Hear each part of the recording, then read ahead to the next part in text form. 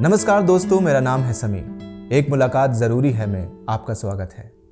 मैं यहाँ आपको सुनाता हूँ कुछ पुरानी, कुछ नई और कुछ जानी पहचानी कहानियाँ। और आज फिर से एक और कहानी सुनाने जा रहा हूँ जिसका नाम है दिल्ली की सैर और जिसके लेखक हैं रशीद जहां। अच्छी बहन, हमें भी तो आने दो। ये आवाज़ दलान में से आई और साथ ही एक लड़की कुर्ते के दामन से हाथ पोंछती हुई कमरे में दाखिल हुई। मलिका बेगम ही पहली थी जो अपनी सब मिलने वालियों में पहली बार रेल में बैठी थी, और वो भी फरीदाबाद से चलकर दिल्ली सिर्फ एक दिन के लिए आई थी। मोहल्ले वालियों तक उनकी सफर की कहानी सुनने के लिए मौजूद थी।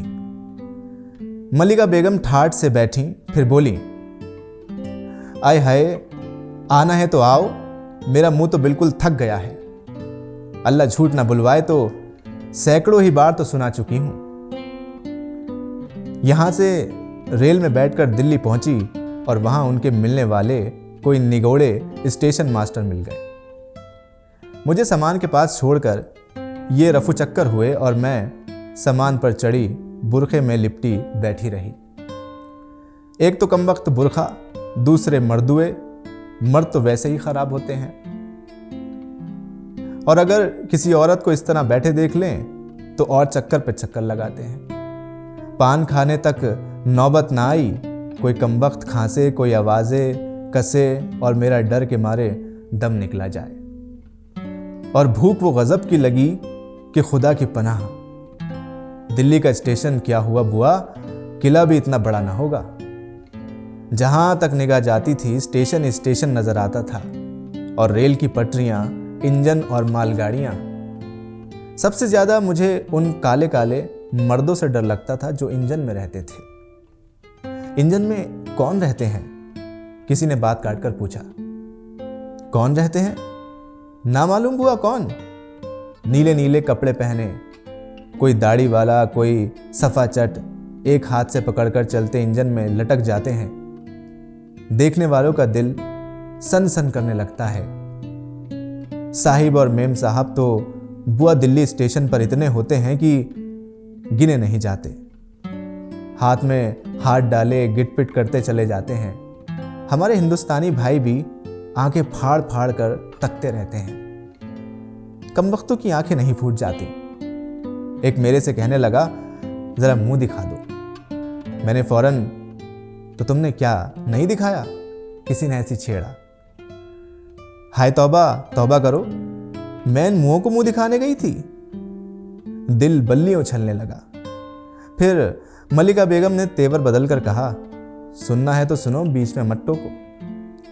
फिर एकदम खामोशी छा गई। ऐसी मजेदार बातें फरीदाबाद में कम होती थीं, और मलिका की बातें सुनने तो औरतें दूर दूर से आती थीं। हाँ बुआ, सौदे वाले ऐसे नहीं जैसे हमारे यहाँ होते हैं। साफ साफ खाकी कपड़े और कोई सफ़ेद, लेकिन धोतियाँ किसी किसी की मैली थीं। टोकरे लिए फिरते थे, आवाज़ लगाते। पान, बीड़ी, सिगरेट, दही, खिलौना और मिठाइयाँ चलती हुई गाड़ियों में बंद किए भागते फिरते थे। एक गाड़ी आकर रुकी। वो शोरगुल हुआ कि कानों के पर्दे फट जाते।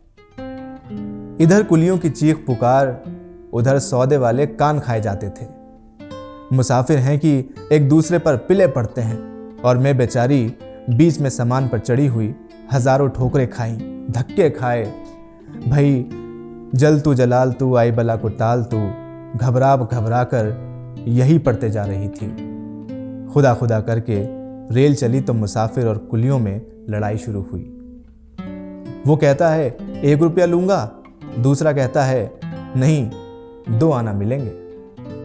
1 घंटा झगड़ा हुआ, जब कहीं स्टेशन खाली हुआ।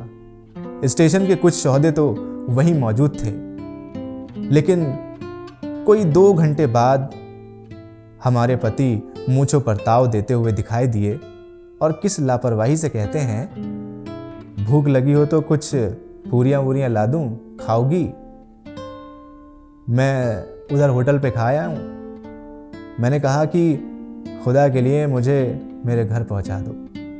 मैं बाज आई, इस मुई दिल्ली की सैर से तुम्हारे साथ तो कोई जन्नत में भी ना जाए। अच्छी सैर कराने लाए थे।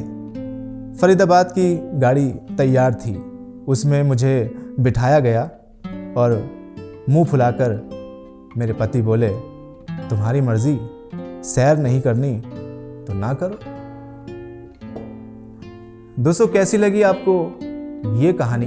आप मुझे कमेंट बॉक्स में अपनी राय ज़रूर भेजिएगा और तब तक के लिए मेरे साथ जुड़े रहिए। मैं ऐसी ही कहानी आपको सुनाने के लिए आता रहूँगा।